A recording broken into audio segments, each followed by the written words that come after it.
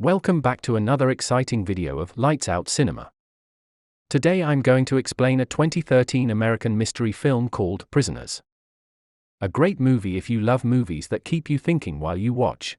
So let's dive into the story, but before we start, don't forget to hit the like button and also subscribe to our channel to get an update on the latest content and upcoming videos. Well, without further ado, let's get started. The first scene of the movie shows a pair of men who are hunting a deer in the forest. They are Dover and his son Ralph, and they go home after they are done hunting. Next scene we see an RV car passing through Dover's house and parking at his neighbor's house. Dover and his family are going to visit the neighbor, Franklin's family, to celebrate Thanksgiving together. Joy, Franklin's daughter, and Anna, Dover's daughter, ask permission to go play outside. They both get permission to play outside, but only if their brother and sister watch them. They are Ralph and Eliza. Ralph is Anna's brother while Eliza is Joy's sister. The two little girls are playing near the RV and start climbing on it. Ralph and Eliza take them away as it's not good for them to play with strangers' cars. They go away while still wondering if there is someone in the RV, and soon we see that there is indeed someone inside the RV, watching them. After dinner is done, they all gather in the living room to have a conversation. Joy and Anna appear and ask permission to go to Dover's home and search for her red whistle that Joy had lost. Before the girls go, Franklin tells them to sing the Jingle Bell song first. A few hours later, Dover asks Ralph and Eliza about their sister's whereabouts.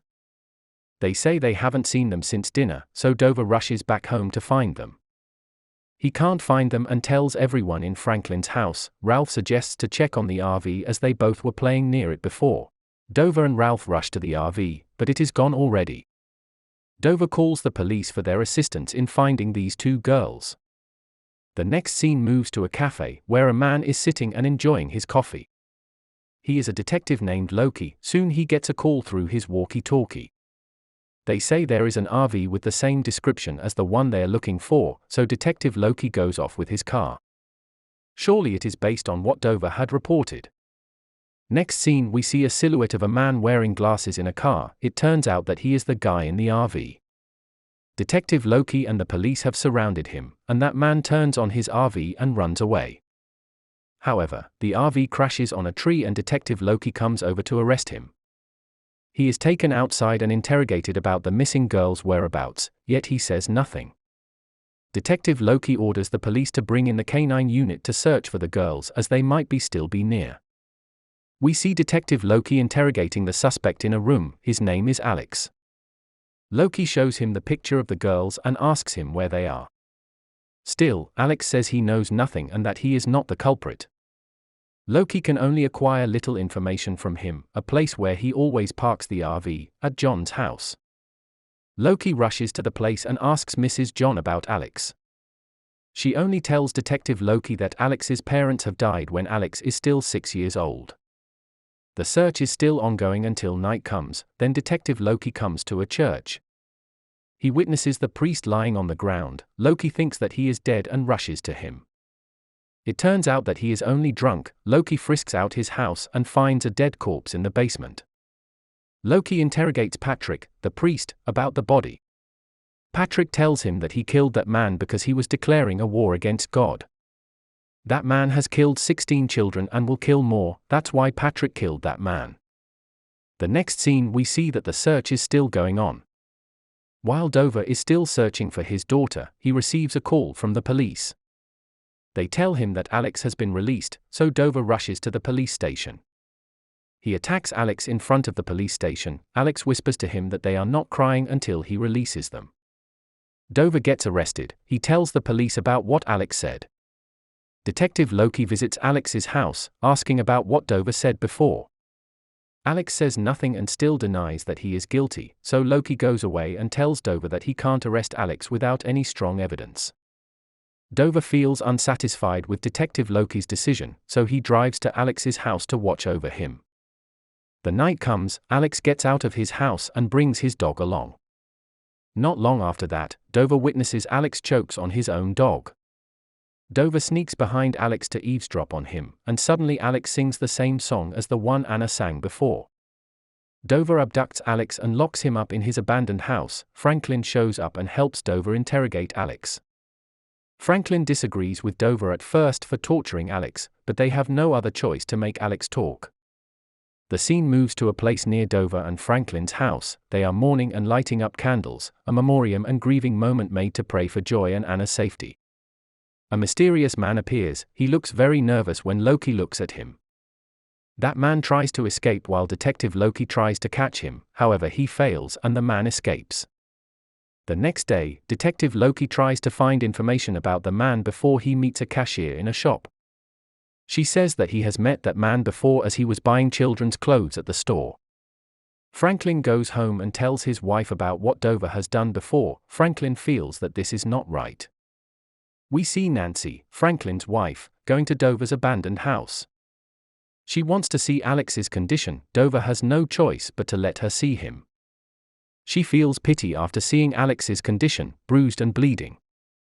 She tries to ask him nicely for the girl's whereabouts, yet he pushes Nancy away and tries to run. After that incident, Dover makes a secluded room for Alex in the bathroom. He even sets up a water heater to torture Alex with hot water. Next scene, we see a man in a hood approaching Franklin's house, barging in as there is no one else in the house but Eliza in the bathroom. This man looks like the same guy as the guy Detective Loki tried to catch before. Franklin comes home and gets worried as there is no sound from Eliza, so he barges into her room. It turns out that she is only upset as she was left at home alone. The mysterious man now comes to Dover's house. He is just lurking around without any clear motive. Dover's wife sees him for a moment. When she tries to catch him, he is already gone. She calls Detective Loki and tells about that incident. Detective Loki asks for Dover's whereabouts. She says doesn't know and that Dover is searching for Anna alone. The next day, we see Detective Loki observing Dover when he is going to his abandoned house where Alex is being held. Fortunately, Dover realizes that he is being followed, so he goes to the store and buys a drink. He approaches Detective Loki asking why he is following him and tells Loki to look for his daughter and not to waste his time following him. Dover is now in his abandoned house, and Alex says something weird. He says that he is not Alex, he only wants to play with them and to not force him to do it again. Detective Loki comes to Dover's abandoned house. Dover acts as if he is asleep after getting drunk. When Loki searches around, suddenly the cashier in the shop calls him and tells the mysterious guy is now present in the shop. Detective Loki rushes to the shop and misses the room where Alex is being held. He follows the mysterious guy from the store to his home. Loki succeeds in arresting the man, then he searches around his house. There are many boxes filled with children's clothes stained by blood. When he checks it, there are many snakes underneath the clothes. He also finds a weird notebook. There is only a weird pattern on it. Detective Loki brings that man to the police station. Dover and Franklin are called to the police station. Dover comes alone while Franklin is accompanied by his wife. They are asked by Loki to take a look at the clothes he found in the mysterious guy's house. Franklin and his wife recognize two clothes which look like their daughters. Dover only recognizes a sock that looks like Anna's. The scene moves to a room where that mysterious guy is being held. It turns out that his name is Bob Taylor. He draws a labyrinth in a paper for so long. Loki gets angry as he can't explain to him what the labyrinth is. The police come to hold Bob, but he snatches a gun from the police and commits suicide in an instant. The scene moves back to Dover and Alex. Alex tells him that he can find his daughter in the labyrinth. Dover visits Mrs. Johnson and she tells him that she and her husband were very religious people. It turns out that her children had died because of cancer, thus she adopts Alex as her child. Dover tries to ask about the labyrinth, but she knows nothing. Soon he sees a newspaper article about Bob's death. Long story short, Detective Loki finds a sock without any blood stain in the Dover's house under the window. Dover's wife gets a call saying that Joy has been found but not Anna. Both she and Dover go to visit Joy. They ask for Anna's whereabouts, and Joy remembers a short flashback when she runs away from the abductor and say that Dover was there. Dover suddenly runs away. Detective Loki tries to catch him. Loki goes to Dover's abandoned house, but he is not there. Loki only hears Alex screaming in pain. Dover comes to Mrs. Jones's house. Suddenly she aims a gun at him. It turns out that Anna is in her house and Dover knows it after Joy tells him before. She orders him to move out of the house with her. She tells him everything. She has been abducting many children, even Alex and Bob were abducted by her. Alex was only taking the girls out for a walk, and it was she who is the mastermind of the abduction. She tells him to check on a hole as his daughter might be there. She has to keep the children a secret from the police. Detective Loki comes and witnesses Mrs. Jones injecting something to Anna. They both have a gunfight where she dies after getting shot by Loki. Detective Loki brings Anna to the hospital.